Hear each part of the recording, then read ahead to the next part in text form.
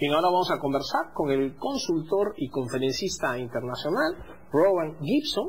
Él ha venido al Perú para una serie de eventos. Con él vamos a hablar sobre los retos, las grandes tendencias de la gerencia moderna. Rowan, welcome to our show. Thank you. Thank you for coming. Buenas tardes. Buenas tardes. In your opinion, which are the new strategic imperatives in modern management? Most companies in the world are focused on growth. So if you look at the pressure that shareholders put on companies today, companies really have to figure out ways to deliver dramatic growth, 10%, 12%, even 8%, whatever. And this is a huge imperative for companies. Mm-hmm. So if you are, for example, General Electric, and you have to deliver 8% revenue growth, that's like $15 billion or something like that. Yeah, where's it coming from? Where's it going to come from?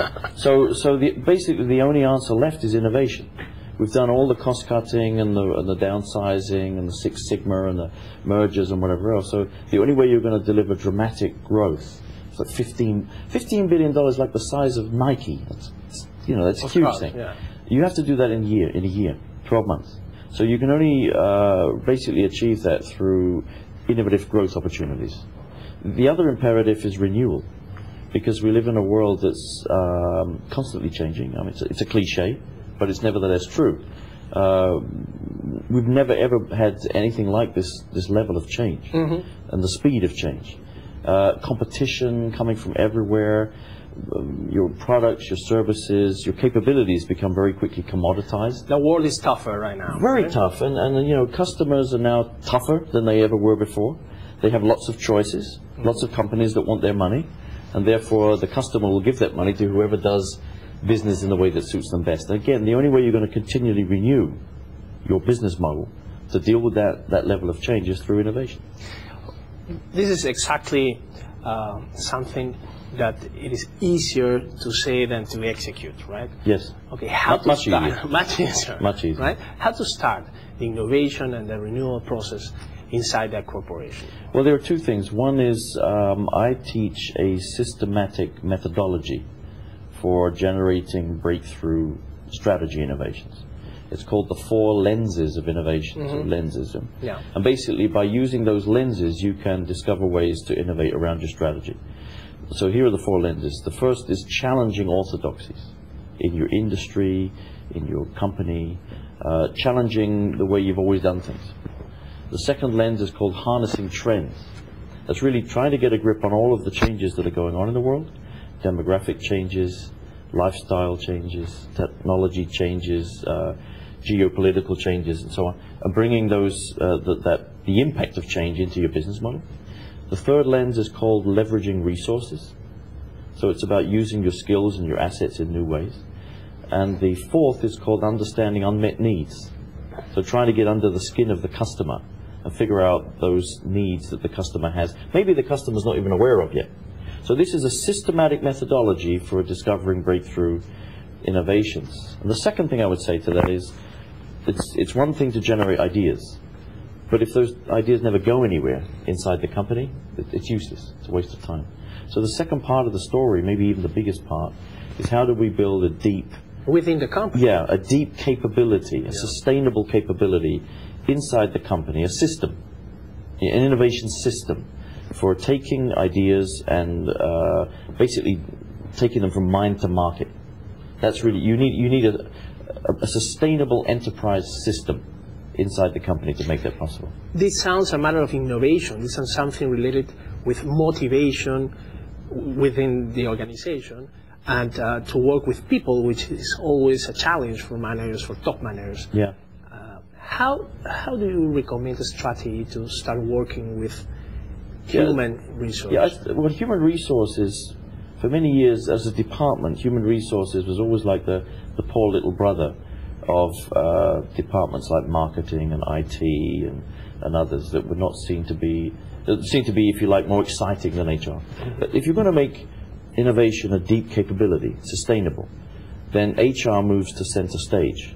I sometimes say that the HR people are the rock stars of the new innovation era. because they're the people that can make innovation truly happen. The way they do that is, number one, by ensuring that literally everyone across the company is involved in the innovation effort. It's not enough to just leave innovation to R&D, partly because innovation today is not just about technology or product innovation. It's about customer experience innovation, marketing innovation, business model innovation, cost innovation, like the Indians and the Chinese. Processor. Yeah. All of these things are innovation, and if all we're going to do is leave it to R&D, we're never going to get customer experience innovation. We're never going to get business model innovation. Yeah. Because those guys are scientists. That's all they're thinking about. So we need to broaden the innovation effort and involve literally everyone, everywhere, every day, particularly right down to the front lines of the company, the people that have the interaction with the customer. And only, I think, by involving people right across the organization and beyond will we be able to achieve the level of innovation that we need today. And how to protect this innovation, how to avoid being copied by the competition immediately that's after. That's a good question. But, you know, I think it's pretty much unavoidable. It's unavoidable. No, I mean, I remember in China, I was in China, and when Microsoft brought out Vista, the fake version of Vista was on sale in China 1 week before the actual. It lasts 2 days here to be fake. That's what I'm saying. So, but recognizing that products and services can be very easily replicated, we need to put our focus more on business model innovation, because it's very tough actually to replicate a business model. For example, if Walmart wanted to replicate Amazon's business model, they would have to basically take everything apart that they already do and put it back together to become Amazon. I mention that because Amazon basically now is the Walmart of the web. They're outselling Walmart by a large margin online. And it's basically true of anybody. I mean, if IBM wanted to be Apple, they would have to take themselves to pieces in order to replicate the business model. So the focus more and more in innovation is not on product innovation, but on business model innovation. One example would be Apple with iTunes. We think that the innovation is the product, the iPod, but really the innovation is the business model behind it, which is iTunes. For music, now movies, and then games. The same is true of the iPhone. It's a beautiful product, but behind it we have the App Store. Yeah. It's the App Store that's basically driving the iPhone, because you can now download hundreds of thousands of apps to improve the functionality of the platform. Yeah. So what I'm saying is, finally, the innovation is finally in the applications. Yeah. So it's a business model story. More and more companies are saying we're never going to get a sustainable advantage out of a product or a service, because anyone can copy that. But if we can set up a very, very different business model, then that should be tough for companies to replicate. Another trend in business, in modern management, is to be worried about how to become global, or at least regional. Nowadays, the borders of a country are every day is more relatives. Now you can play in a global scale. Sure. But this also demands some important challenges within the organization. Which would be your most important recommendations? I think it's getting easier and easier to be global. I mean, I'm a two-person company, and I'm global. You know, I've been to 50 countries in the last 3 years. My market is the world. And I think because we have the technology today, we can do that. I mean, I could start a shoe company tomorrow, and I could outsource the design. I could outsource the manufacture. So I can have the thing designed in California. I can have it manufactured in China. I can outsource the marketing. I can do a lot of stuff on the web.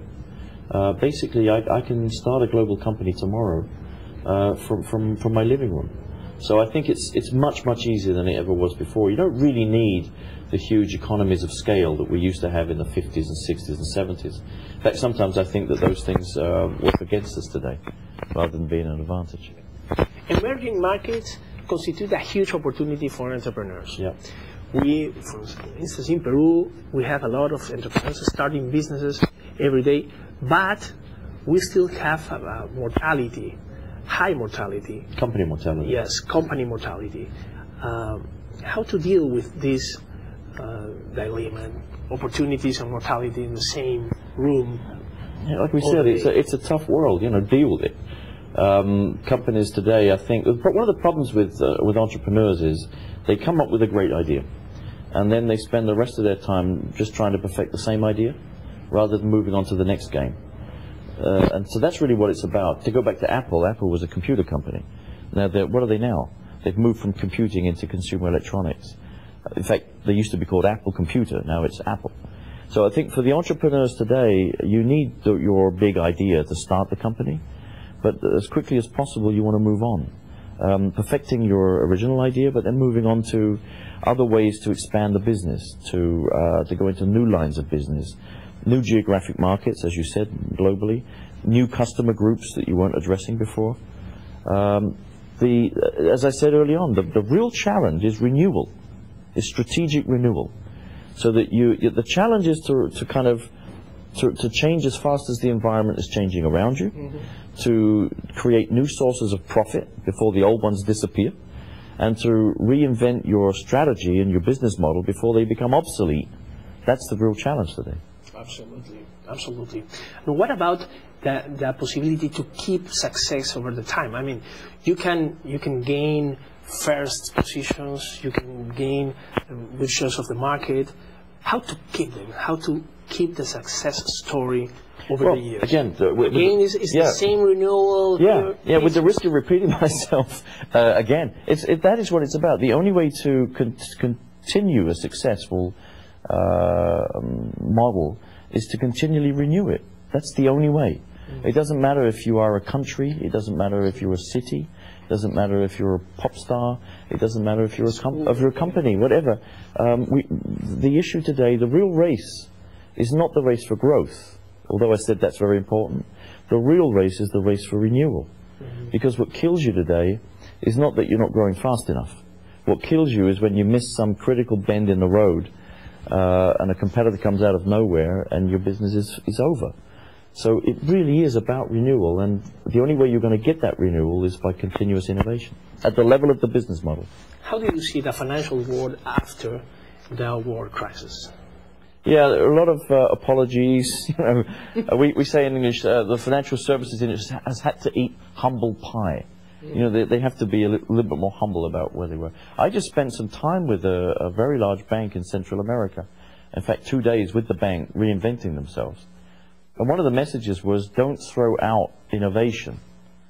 Because when we had the financial crisis, there was a view that all financial innovation is bad. But that's not true. If you go back over the last few decades, and you think about some of the financial innovations that we've had. The credit card. The ATM. Of course. The 30-year mortgage. Those things are all successful innovations.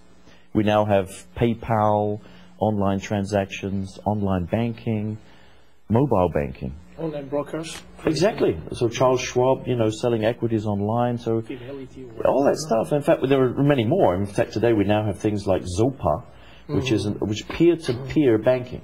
You don't even need a bank. I can lend you money online. You can lend me money, or groups can lend entrepreneurs money. So there's a huge amount of change again going on in the financial services industry, and my message is that innovation is more important today than ever before. But make sure you don't make big mistakes like subprime mortgages, to people that don't even have a bank account. I mean, they were giving mortgages to people that just came out of prison. Yeah, so it doesn't make sense, right? Not at all. Well, thank you very much for staying with us. Thank you. This afternoon. It's been a pleasure. Thank you for your time. Muchas gracias. Gracias a ti por venir. Gracias. Fue el consultor internacional Rowan Gibson quien estuvo con nosotros conversando sobre los grandes retos de la gerencia moderna y un poco viendo cómo está el mundo hoy en día. Ya volvemos.